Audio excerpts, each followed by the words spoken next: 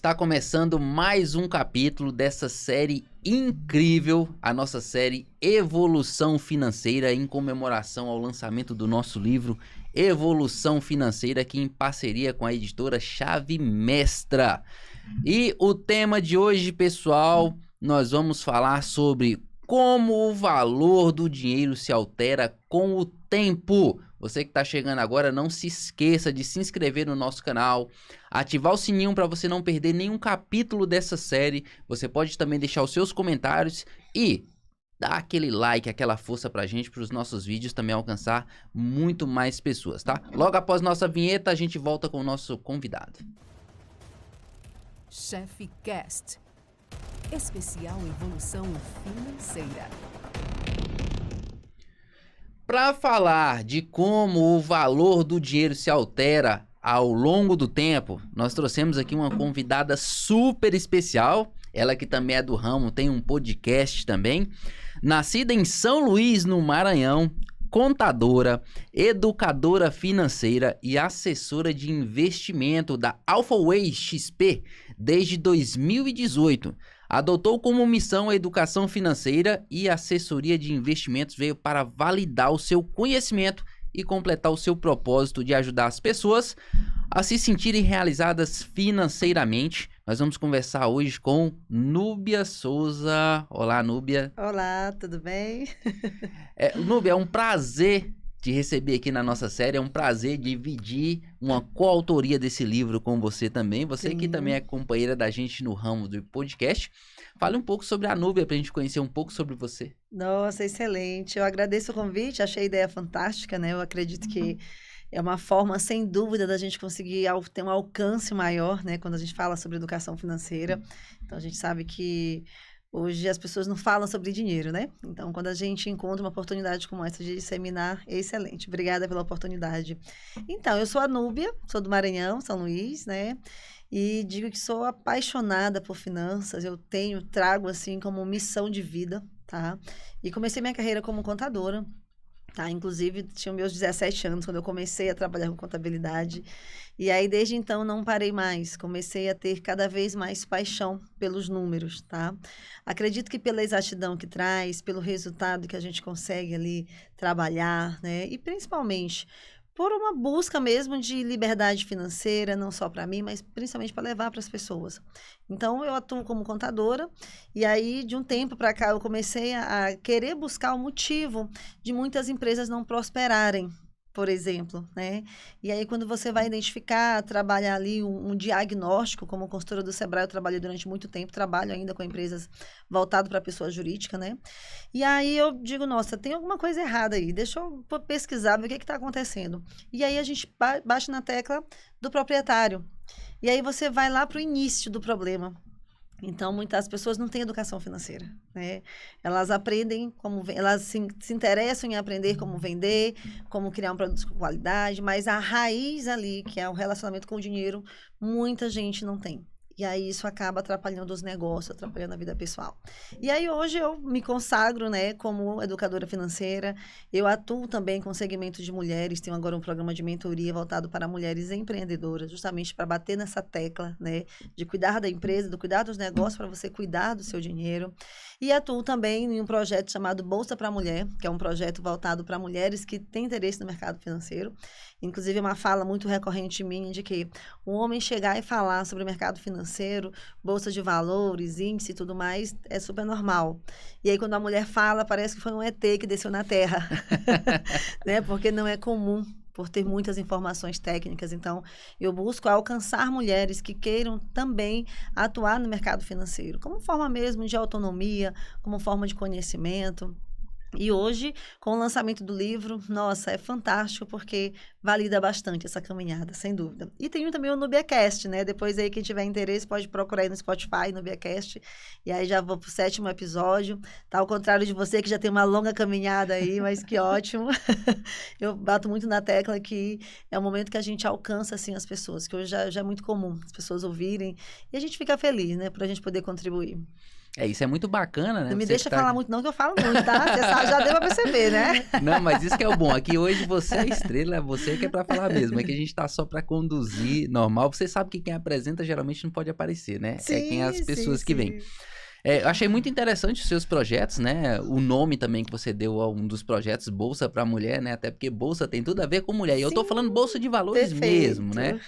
Tem tudo a ver. É um projeto da Alpha Ways, o qual eu sou assessora de investimentos. E aí eu sou Isso. embaixadora desse projeto que abraço com muito carinho. É muito legal. E o tema que você trouxe para o livro é um tema bastante, até que complexo para as pessoas um pouco mais leigas, que não têm esse Sim. conhecimento, que é como o dinheiro perde o valor, altera o seu valor ao longo do tempo. Não necessariamente perde, porque algumas moedas até ganham Sim, valor, sim, né? sim. Mas assim, vem aquele ditado que a gente sabe que o governo tem uma impressora de imprimir dinheiro. Sim. O simples fato do governo imprimir mais dinheiro, isso também altera o valor do dinheiro? Absurdamente, né? Por quê? Deixa eu buscar um pouquinho da raiz, da raiz da situação, né? Do tema, para que haja ali uma melhor compreensão. Primeiro, nós temos um senso gigantesco, sabe? Um senso gigantesco de imediatismo. Então, tudo a gente quer para ontem. Quando a gente fala sobre prosperidade, falamos sobre dinheiro, a gente quer que ele já aumente logo, né? Então, óbvio, seria muito bom se tudo pudesse ser dessa forma. Quando eu fui convidada para escrever sobre esse tema, eu digo, bom, vamos lá, vamos rebuscar um pouquinho mais a complexidade que se dá dinheiro e tempo, né? Então, eu tenho um amigo que ele fala muito que o dinheiro ele é amigo do tempo. Isso é uma coisa que a gente precisa ter conosco, né? Ter com a gente que quer ali construir um determinado patrimônio. E óbvio, né? Quando a gente traz para a seguinte pergunta, mas a gente vê tantos problemas financeiros, tantas necessidades, será que não seria mais simples o governo imprimir dinheiro para poder resolver? E, na verdade, não é bem assim que funciona, tá? Existe uma dinâmica dessa circulação, uma dinâmica do dinheiro, em que ele coloca o seguinte: se tem muito dinheiro no mercado, tá? Ele vai ter um problema. Se tem pouco dinheiro no mercado, ele também vai ter problema, tá? O que a gente precisa observar como consumidor é até que ponto isso vai refletir na minha vida pessoal. Então, quando falo que o dinheiro altera com o tempo, é em razão dessa dinâmica da própria valorização ou desvalorização. E aí, claro, a gente adentra aí um pouquinho mais de economia, né? E essa parte mais aprofundada a gente deixa para os economistas. Isso aí tem uma galera no livro que vai falar sobre isso, né? Sim.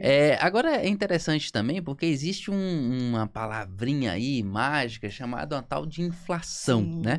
E eu queria aproveitar aqui que estamos diante de você, que é uma especialista nesse assunto que está falando, para explicar um pouco para a gente sobre essa tal de inflação e como ela influencia no nosso dinheiro.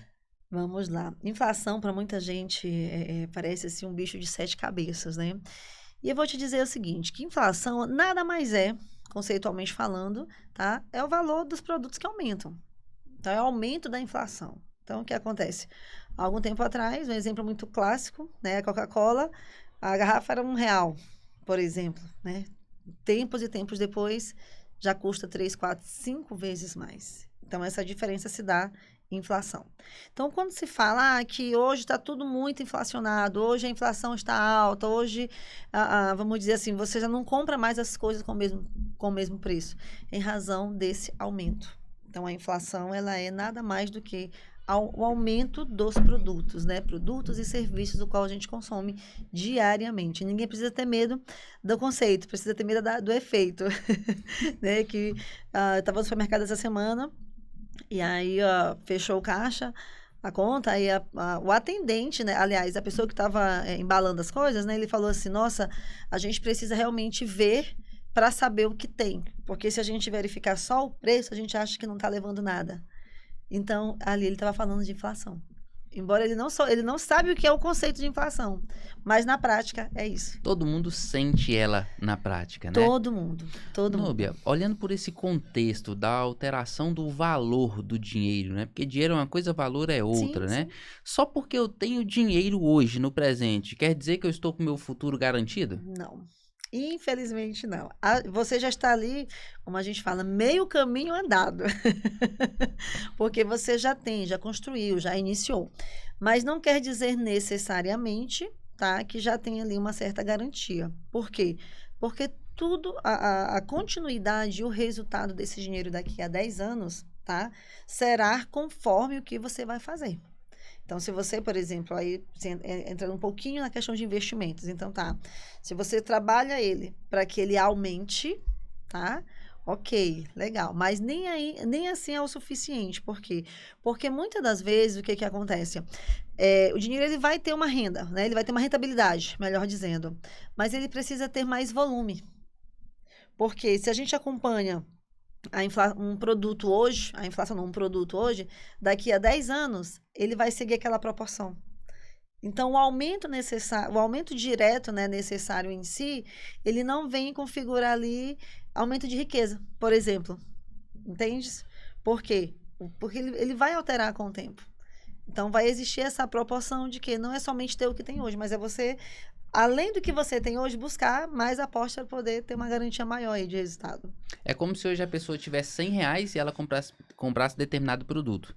Se ela aumentar esse dinheiro dela com o tempo para R$ 120, pode até ser que aquele produto que ela comprasse sem ter 125, né? Então ele ainda está perdendo dinheiro. Isso é o efeito dessa tal da inflação, né? Então tem que ter esse volume. E um gráfico não vai ter diferença, ele vai continuar ali dentro daquela mesma proporção. Isso, então ele não cresceu, nem diminuiu, nem nada, então se manteve. É um cenário meio complexo, né, Nubia? Até nesse cenário de alteração de valor que influenciam no dinheiro em si, os juros faz parte de uma dessas variáveis? Absolutamente, absolutamente, porque tanto, vamos dizer assim, o apagar, no sentido de uma dívida, no sentido ali de um bem, de uma obrigação que você vem adquirir, quanto na rentabilidade. Ou seja, os juros, ele acaba tendo uma influência direta.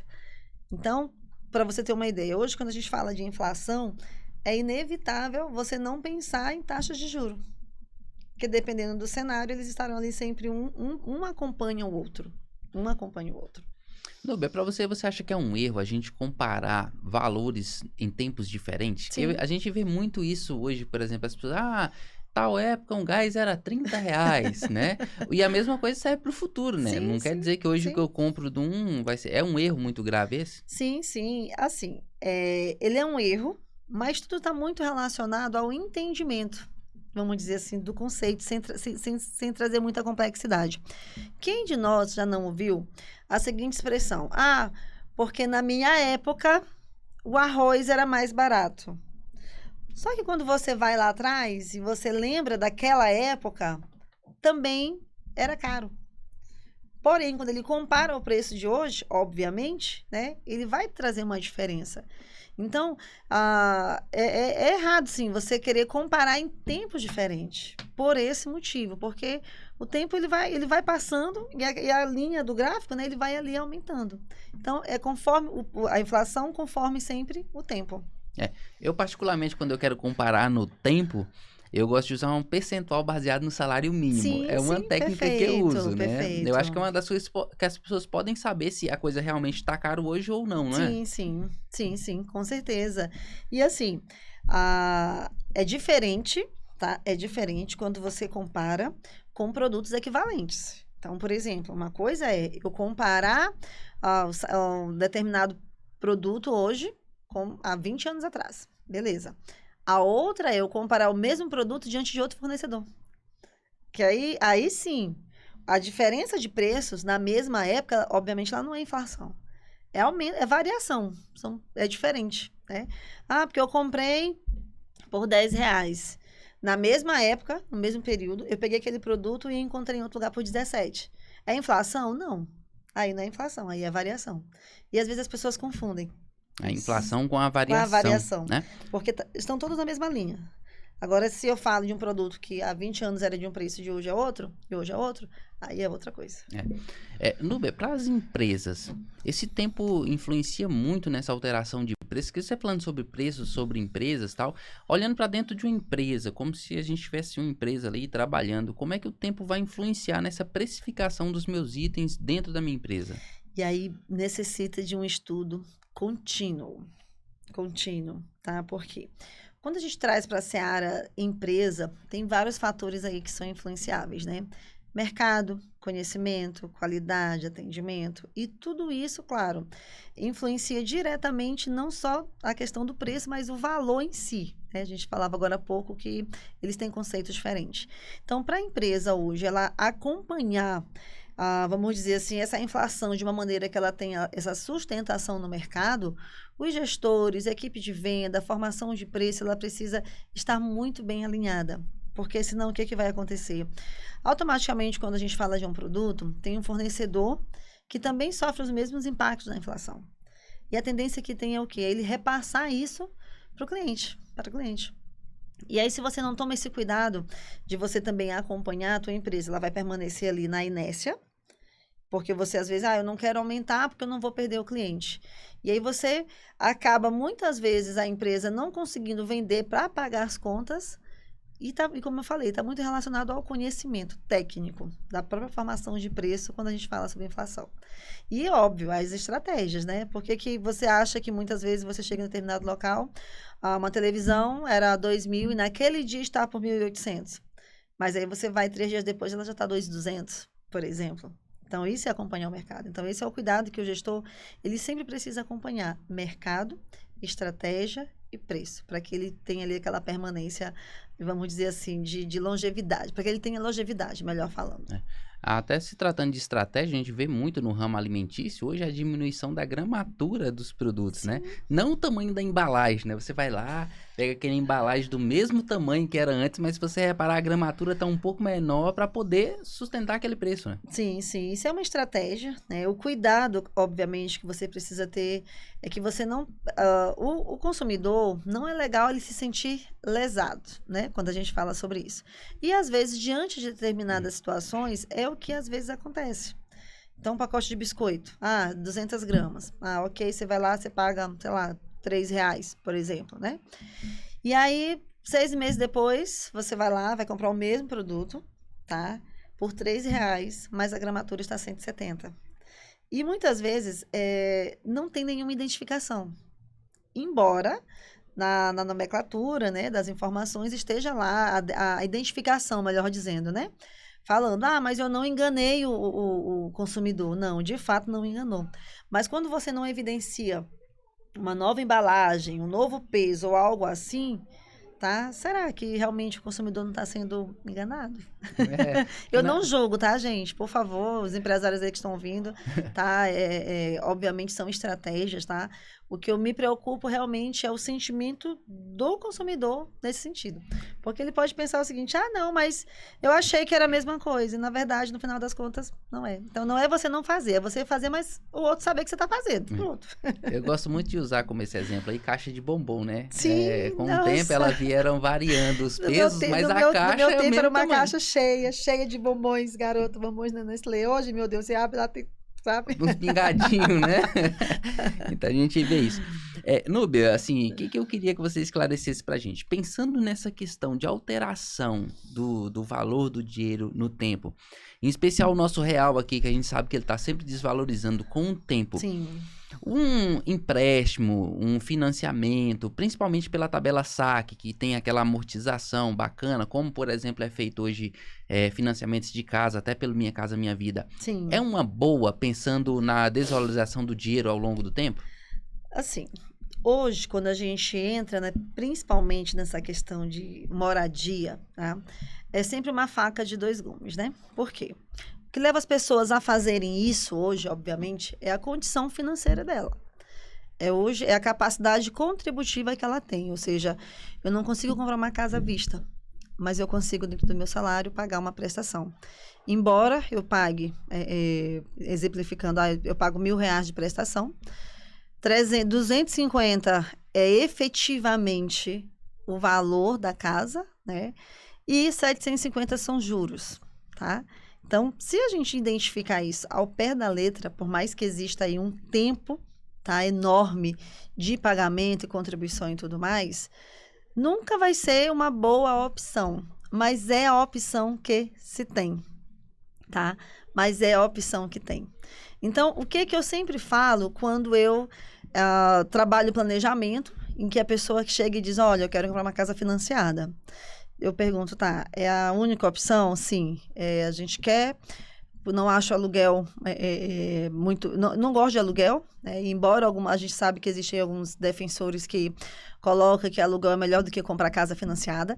E aí eu digo assim, gente, depende, não sou muito a favor dessa teoria, eu acho que tudo depende, mas é a opção que ele tem. Então, o que eu sempre falo, o que eu sempre oriento quando eu me deparo com uma situação assim? O ideal é que você compre a casa financiada, se é a única opção que você tem, você tenha conhecimento ali básico do quanto você está pagando, você não precisa entender de taxas, de saque, de tudo mais, não. Você precisa entender na íntegra. Estou pagando quanto pela casa e quanto de juros por 30 anos, tá? E aí você trabalha o outro lado, que é o teu aumento de receita, para que você, com o tempo, você venha amortizar. Porque aí sim, você consegue aquele imóvel que você pagaria ali absurdamente em razão da inflação de juros por 30 anos, 3 casas, 3, 4 imóveis, quando você amortiza, principalmente de trás, né, para frente, você consegue ali ter uma economia absurda.